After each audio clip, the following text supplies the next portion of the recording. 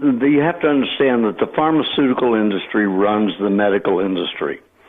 And they make most of their money off of terrorism, so they need a bad guy.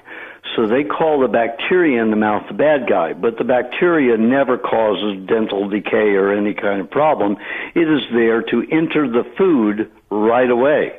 And our bacteria is putrefacted. Now, that sounds like a bad word when it's applied to food.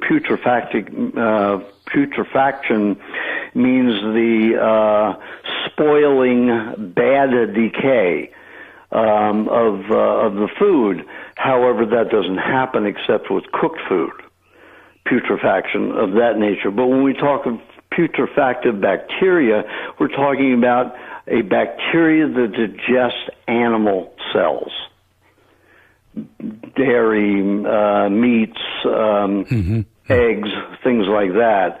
Not vegetarian, not herbivore or herbivorous dietary food, leaf stalks and roots. Yeah. That is not our diet.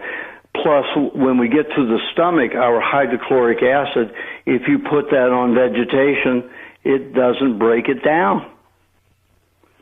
What does break down, if you take that hydrochloric acid, you put it on meat, eggs, or milk, or dairy, or raw dairy products, it will break them down. It dissolves them.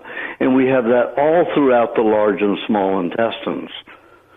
All the bacteria is putrefacted. However, our body can alter itself and try to become a digester of vegetation, but it only amounts to 2 to 5%. That's not enough to feed and maintain a healthy body. And then the herbivore has 2.5 times more digestive tract than we do. They have 60,000 times the digestive enzymes to break down the cellulose molecule.